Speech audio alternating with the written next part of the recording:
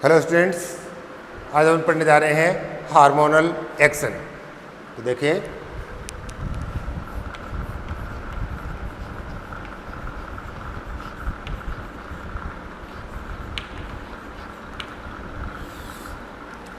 तो सबसे पहले अपन देखते हैं यहाँ पर कि chemical nature of hormones.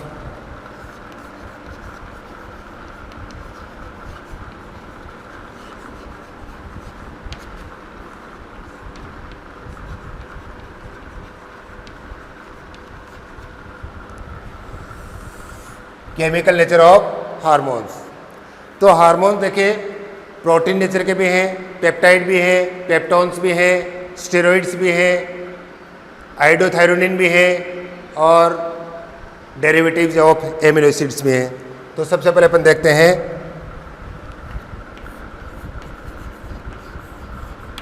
Protein, peptide और पेप्टोन्स। तो इसमें कौन कौन से, इस कैटेगरी में कौन से हार्मोन आएंगे? इसमें देखिए कौन से हार्मोन हैं, जैसे insulin, glucagon, thyrocalcitonin, PTH parathyroid hormone,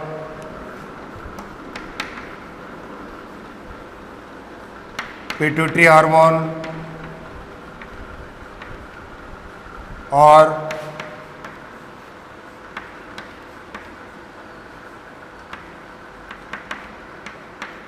hypothalamic hormones. ये सारे के सारे या तो प्रोटीन है या पेप्टोन है या पेप्टाइड है। सेकंड अपन देखते हैं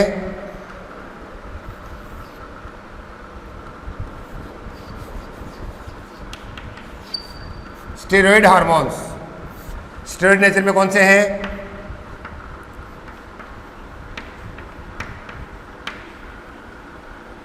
testosterone, oestrogen,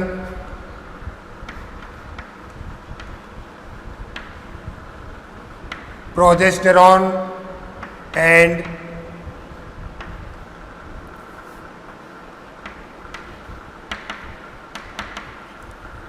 corticoids. Corticoids means hormones of adrenal cortex. Third देखते हैं अपन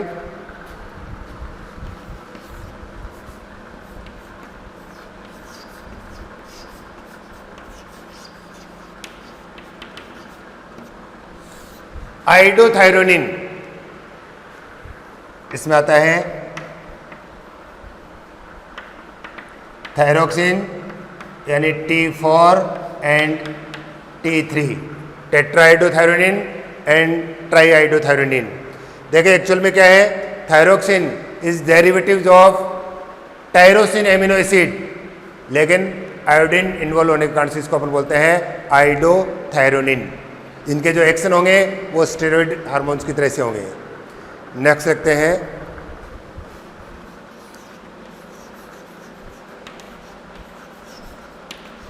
डेरिवेटिव्स ऑफ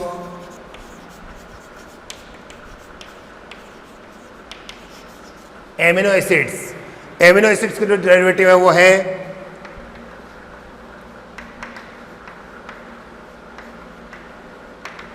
एपिनेफ्रिन एंड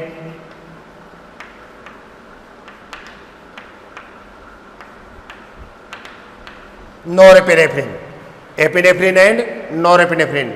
तो इसका मतलब हार्मोन्स प्रोटीन नेचर के भी हैं, स्टेरॉइड नेचर के भी हैं, आइडोथायरोनिन भी है और एमिनो एसिड्स के डेरिवेटिव्स भी हैं।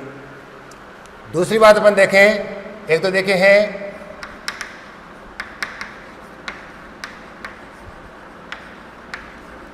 Lipid soluble hormones. Lipid soluble hormone में कौन से आ गए? All the steroid hormones.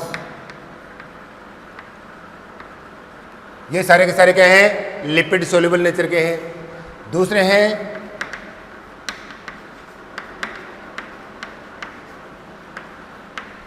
Lipid insoluble, या आपने कह सकते हैं वाटर सोल्यूबल वाटर सोल्यूबल में सारे के सारे हार्मोन आ जाते हैं, चाहे वो प्रोटीन नेचर के हैं, चाहे पेप्टोन हैं, चाहे पेप्टाइड हैं, चाहे वो एमिनो एसिड्स के डेरिवेटिव्स हैं, वो सारे के सारे किस में आ जाते हैं, लिपिड इनसोल्यूबल या water soluble.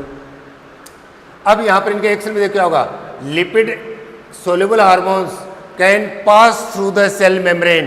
Lipid soluble hormone है वो सेल मेम्ब्रेन के अंदर एंटर हो सकते हैं, और जो वाटर सोल्यूबल हार्मोन है या लिपिड इनसोल्यूबल हार्मोन है वो सेल मेम्ब्रेन को पास नहीं कर सकते। इसका मतलब इनका एक्शन में क्या होगा, जो लिपिड सोल्यूबल हार्मोन है वो तो सेल के अंदर इंटर होकर के अपना एक्शन दिखाएंगे, और लिपिड इनसोल्यूबल हार्मोन है वो सेल मेम्ब्रेन पर ही अपना इफेक्ट दिखाएंगे। But hormones produce their effect, hormones produce effect on target cell कब,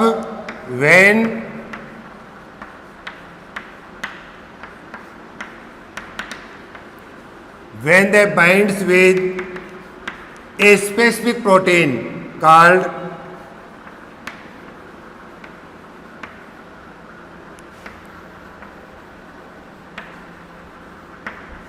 हार्मोन रिसेप्टर। जब वे एक स्पेसिफिक प्रोटीन हार्मोन रिसेप्टर से बाइंड हो जाते हैं तभी ये अपना इफेक्ट है वो प्रोड्यूस करते हैं। अब देखेंगे आप, अब ये जो रिसेप्टर्स हैं hormone receptors, the hormone receptors which are present on cell membrane are called membrane bind receptor. तो एक तो रिसेप्टर कौन से हैं,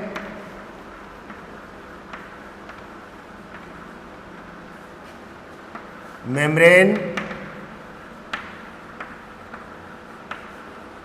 रिसेप्टर्स, यानी जो रिसेप्टर सेल मेम्ब्रेन में है वो तो क्या कहेंगे उनको, membrane bind receptors. And the receptors which, या इसको क्या बोल सकते हैं, एक्स्ट्रा सेलुलर रिसेप्टर भी बोल सकते हैं, और the receptors which are present inside the cell are called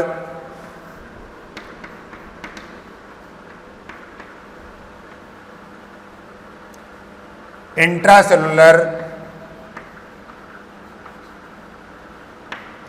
receptors. And intracellular receptors are mostly present in nucleus of the cell. तो रिसेप्टर्स होंगे एक तो मेम्ब्रेन बाइंड रिसेप्टर, दूसरे हो गए इंट्रासेलुलर रिसेप्टर। जो मेम्ब्रेन बाइंड रिसेप्टर हैं उन्हीं को अपन क्या बोल सकते हैं, एक्स्ट्रा सेलुलर रिसेप्टर्स। अब देखिए, हार्मोन रिसेप्टर के साथ जुड़ते हैं तो क्या बनाते हैं, hormone receptor complex. Hormone receptor complex, यानी हार्मोन अपना इफेक्ट तभी प्रोड्यूस करेंगे जब वे रिसेप्टर के साथ बाइंड होकर के हार्मोन रिसेप्टर कॉम्प्लेक्स बना लेते हैं। अब देखेंगे अपन इस कंडीशन के अंदर कि receptors are specific for hormones. ये रिसेप्टर्स हैं वो हार्मोन्स के लिए क्या है, स्पेसिफिक हैं। कैसे होते हैं, अब इनका एक्शन देखते हैं अपन।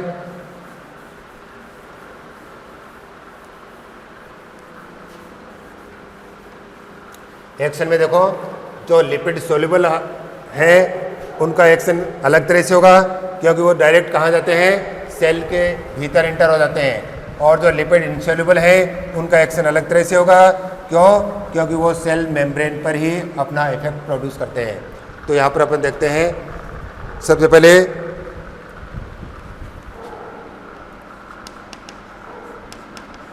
लिपिड इनसोल्यूबल, या इनको अपन बोल सकते हैं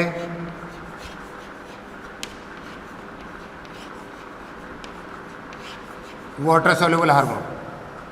यहाँ अपन देखते हैं, देखो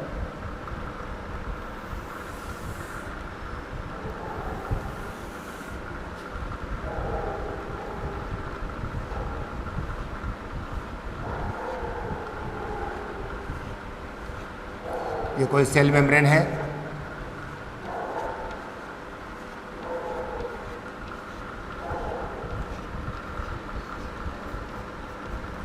ये बाइलेट फॉस्फोलिपिड ग्लेयर है,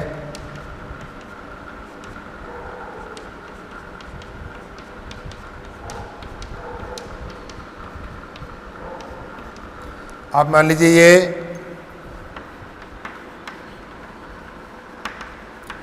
ओवेरियन सेल मेम्ब्रेन है,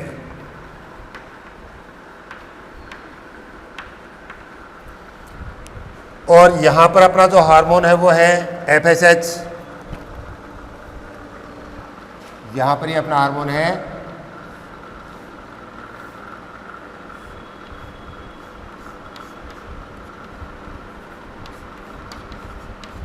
FSH।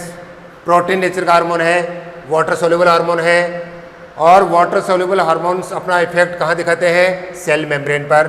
तो यहाँ पर अपने पास ये है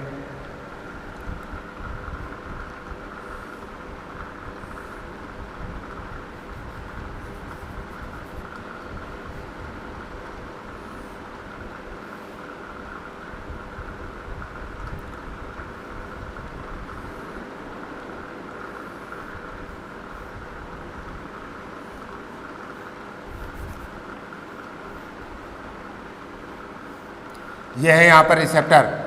तो देखिए ये हार्मोन है वो यहाँ पर आकर के रिसेप्टर से बाइंड होगा,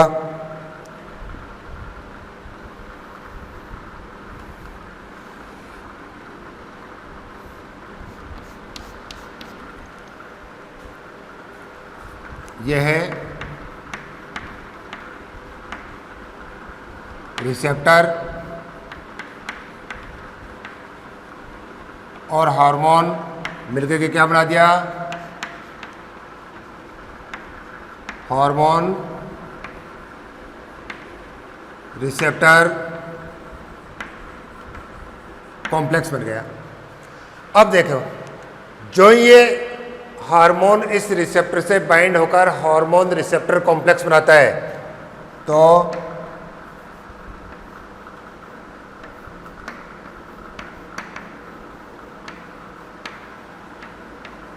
फर्स्ट रेस्पॉन्स क्या होगा?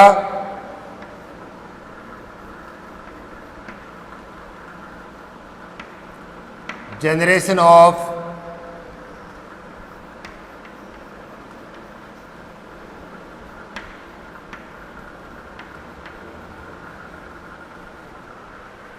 secondary messengers like cyclic adenosine monophosphate, calcium etcetera. तो जो ये हार्मोन रिसेप्टर से बाइंड होगा तो सेल में जो फर्स्ट रिस्पॉन्स होगा क्या होगा कि सेल के अंदर कुछ सेकेंडरी मैसेंजर्स जनरेट होंगे, और जो ही सेकेंडरी मैसेंजर्स जनरेट होते हैं क्या होगा? सेल में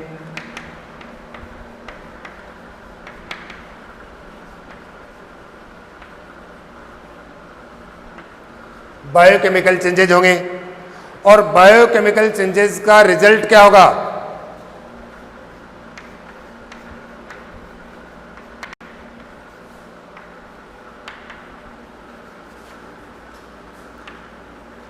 फिजियोलॉजिकल चेंजेस। तो यहां पर FSH के कारण से ओवरियन सेल्स में क्या फिजियोलॉजिकल चेंजेज होंगे? Growth of ovarian follicles, growth of ovarian follicles. तो यहां पर अपन ने देखा कि जो लिपिड इंसोल्युबल हार्मोन्स हैं, जो प्रोटीन नेचर के हार्मोन हैं, वो हार्मोन्स अपना इफेक्ट कहां पे दिखा रहे हैं? वो हार्मोन्स अपना इफेक्ट दिखाते हैं कहां पर? सेल मेम्ब्रेन पर। यानी सेल मेम्ब्रेन के जो एक्स्ट्रा सेलुलर या मेम्ब्रेन बाइंड रिसेप्टर्स है उनके साथ बाइंड होकर के सेल्स में ये क्या करते हैं? सेकेंडरी मैसेंजर जनरेट करते हैं, और सेकेंडरी मैसेंजर के जनरेट होने पर सेल्स में बायोकेमिकल चेंजेस आते हैं, और बायोकेमिकल चेंजेस का रिजल्ट क्या आता है? Physiological changes. जैसे FSH क्या करेगा? It response for growth of ovarian follicles. Next अपन देखते हैं दूसरे जो हार्मोन है वो है लिपिड सोल्यूबल हार्मोन्स।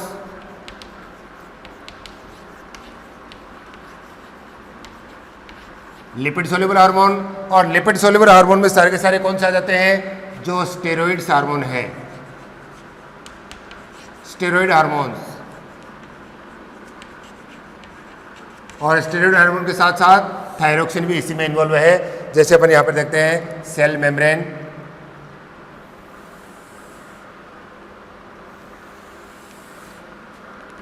और ये हार्मोन हमेशा अपना एक्शन दिखाते हैं कहाँ पर, जीन लेवल पर, यानी डायरेक्ट सेल के अंदर इंटर होते हैं और सेल के अंदर इंटर होने के बाद ये डायरेक्ट बाइंड हो जाते हैं कहाँ पर, सेल के डीएनए से, और डीएनए को रेगुलेट करते हैं, यानी अपना एक्शन कहाँ पे दिखाते हैं, जीन लेवल पर अपना एक्शन दिखाते हैं ना।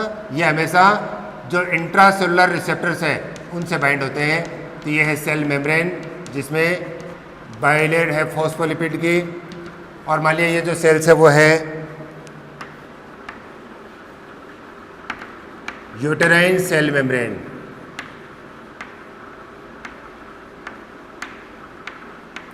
Uterine cell membrane. तो यहाँ पर अपन बात करते हैं कोई भी एक स्टेरॉइड हार्मोन की। तो स्टेरॉइड हार्मोन में कौन से आ जाते हैं, सारे के सारे जो सेक्स हार्मोन्स हैं, एड्रेनल ग्लैंड के हार्मोन्स हैं, कॉर्टेक्स भाग के। तो यहाँ पर अपन देखते हैं एक हार्मोन है एस्ट्रोजन।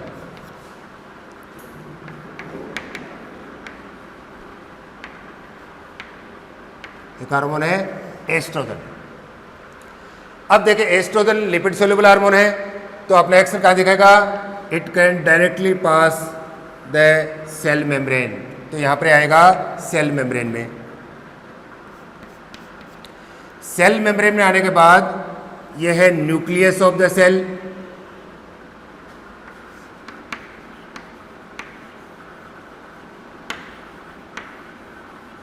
और डायरेक्ट एंटर होगा कहाँ पर, सेल के न्यूक्लियस में। यहाँ पर यह है एक रिसेप्टर,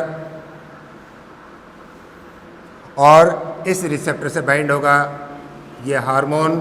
तो ये क्या बना,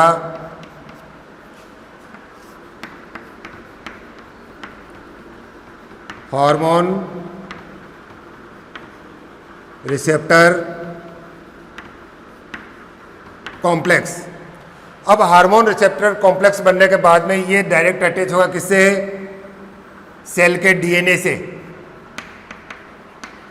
जब ये डीएनए से अटैच होगा तो डीएनए क्या बनेगा, डीएनए बनेगा स्पेसिफिक एमआरएनए।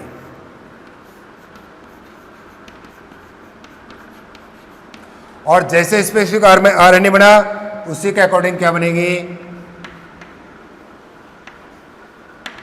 प्रोटीन्स बनेंगे। और एंजाइम क्या है, प्रोटीन्स हैं, तो इसी के अकॉर्डिंग सेल में क्या बनेंगे, एंजाइम्स बनेंगे। और सेल की सारी जो मेटाबॉलिक एक्टिविटीज़ हैं उनको रेगुलेट कौन करते हैं, एंजाइम्स। यानी जो ही नए एंजाइम जनरेट होंगे तो सेल्स में क्या आएंगे, बायोकेमिकल चेंजेज आएंगे।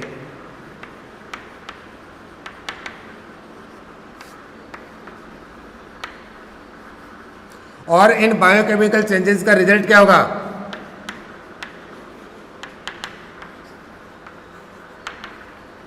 फिजियोलॉजिकल चेंजेस, यानी डेवलपमेंट ऑफ यूटेराइन टिश्यूज। तो यहाँ पर अपन दोनों के एक्शन देखते हैं। जो लिपिड इंसोल्यूबल हैं, लिपिड इंसोल्यूबल हार्मोन्स हमेशा अपना एक्शन दिखाते हैं कहाँ पर, सेल मेम्ब्रेन पे। और जो लिपिड सोल्यूबल हार्मोन है वो हमेशा अपना एक्शन कहाँ पे दिखाते हैं, जीन लेवल पर। यानी ये डायरेक्ट सेल के अंदर इंटर होंगे। डायरेक्ट सेल के अंदर इंटर होने के बाद ये जो इंट्रासेलुलर रिसेप्टर हैं उनके साथ बाइंड होकर के जुड़ जाते हैं सेल के डीएनए से, और डीएनए को कंट्रोल करते हैं किसके लिए, स्पेसिफिक एमआरएनए बनाने के लिए। तो जिस तरह का एमआरएनए बनेगा उसी के अकॉर्डिंग प्रोटीन्स बनेंगे, एंजाइम्स बनेंगे, सेल्स में बायोकेमिकल चेंजेज होंगे, और उसके अकॉर्डिंग क्या होंगे, फिजियोलॉजिकल चेंजेस भी सेल्स के अंदर होंगे। तो यहाँ पर अपने देखा कि हार्मोन किस तरह से अपना इफेक्ट दिखा रहे हैं, और इनकी जो ट्रेस अमाउंट है वो ट्रेस अमाउंट भी सेल में बहुत सारे मेटाबॉलिक चेंजेस कर सकती है। यानी हार्मोन किसी भी मेटाबॉलिक एक्टिविटी या मेटाबॉलिक रिएक्शंस को इनिशिएट नहीं करते हैं, बल्कि उसकी रेट पर क्या डालते हैं, इफेक्ट डालते हैं। तो अपन ने देखा ये हार्मोनल एक्शन। तो हार्मोनल एक्शन में देखें इनके दो तरह के एक्शन आपको बताइए। एक तो है सिनर्जेटिक एक्शन और दूसरे है एंटागोनिस्टिक एक्शन। एक तो है सिनर्जेटिक एक्शन, दूसरे हैं एंटागोनिस्टिक एक्शन। सिनर्जेटिक एक्शंस यानी 2 और मोर देन 2 हार्मोन्स, 2 या 2 से अधिक हार्मोन जब किसी एक पर्टिकुलर फंक्शन के लिए रिस्पॉन्सिबल है उनको बोलते हैं सिनर्जेटिक एक्शन। जैसे आपको बताया estrogen, progesterone,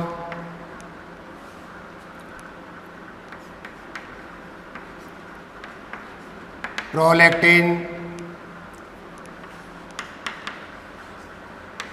oxytocin, all they are responsible for milk ejection. तो इनके सब के इफेक्ट क्या हो गए? सिनर्जेटिक इफेक्ट हो गए। दूसरा एंटागोनिस्टिक इफेक्ट, जैसे अपन देखते हैं ग्लूकेगॉन एंड इंसुलिन। तो यहां पर देखिए ग्लूकेगॉन ब्लड के ग्लूकोज लेवल को बढ़ाता है और इंसुलिन ब्लड के ग्लूकोज लेवल को कम करता है। तो दोनों के एक्शन क्या हो गए? एंटागोनिस्टिक एक्शन हो गए। अब अपन ने अपना ये जो चैप्टर है इसमें अपन ने देखो सबसे पहले क्या देखा? अबाउट हार्मोन्स के हार्मोन्स क्या हैं बताया आपको? नॉन न्यूट्रिएंट केमिकल्स हैं, प्राइमरी मैसेंजर्स हैं, केमिकल मैसेंजर्स भी इनको बोल सकते हैं। दूसरा इंटर सेलुलर मैसेंजर भी बोल सकते हैं। हार्मोन्स के बाद आपने देखा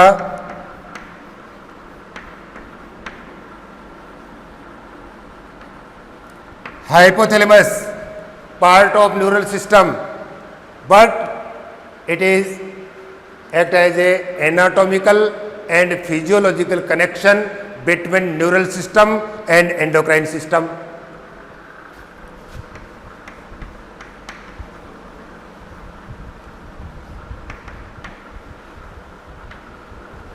पिट्यूटरी ग्लैंड, मास्टर ग्लैंड इसको अपन बोल सकते हैं। It controls all other glands, जिनके दो पार्ट एडिनोहाइपोफाइसिस और न्यूरोहाइपोफाइसिस। एडिनोहाइपोफाइसिस के दो part pars distalis, pars intermedia, जहाँ से 7 टाइप के हार्मोन रिलीज हो रहे हैं। और जो न्यूरोहाइपोफाइसिस में पार्स नर्वोसा, जो कोई भी हार्मोन सिंथेसाइज नहीं करता है, केवल हाइपोथैलेमस के द्वारा सिंथेसाइज किए गए 2 हार्मोन ऑक्सीटोसिन और वेसोप्रेसिन को ये रिलीज करता है।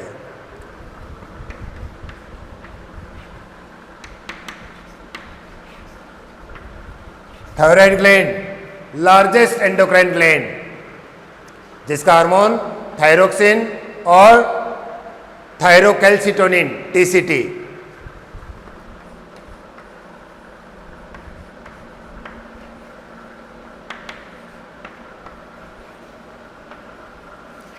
Parathyroid glands, 2 pairs of parathyroid glands are located और एम्बेडेड इन थायराइड लॉब्स। और इनके थ्रू जो हार्मोन है वो कौन सा है? पैराथायरॉइड हार्मोन, पैराथ्रोमोन, या इसको कोलिप हार्मोन्स बोल सकते हैं या पीटीएच बोल सकते हैं। पीटीएच टीसीटी के साथ मिलकर ब्लड में कैल्शियम और फॉस्फेट आयंस के लेवल को मेंटेन करता है।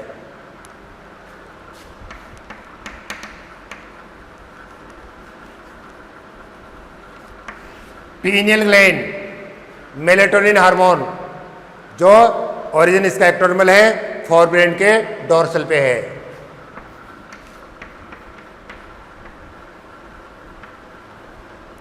थाइमस ग्लैंड, जो हार्ट के डोर्सल पर थाइमोसिन हार्मोन रिलीज कर रही है और एज बढ़ने के साथ साथ ये डिजेनरेट होती चली जाती है और हमारे इम्यून सिस्टम को मेंटेन करने में हेल्प करती है।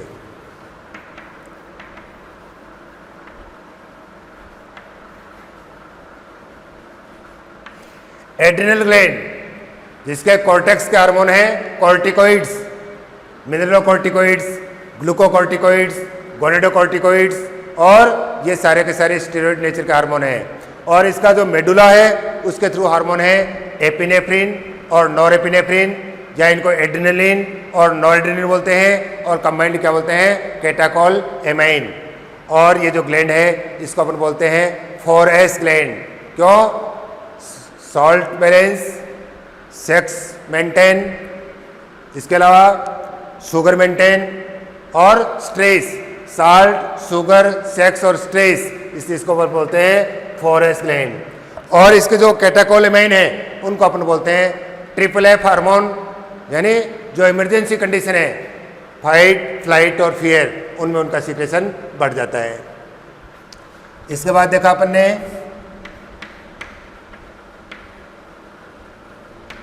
पेनक्रियाज, जो एक एक्सोक्राइन ग्लैंड भी है और एंडोक्राइन ग्लैंड भी है। और इन सब के साथ साथ अपन ने अदर एक्सक्रीटरी स्ट्रक्चर में देखो heart, liver, testis, ovaries, kidney,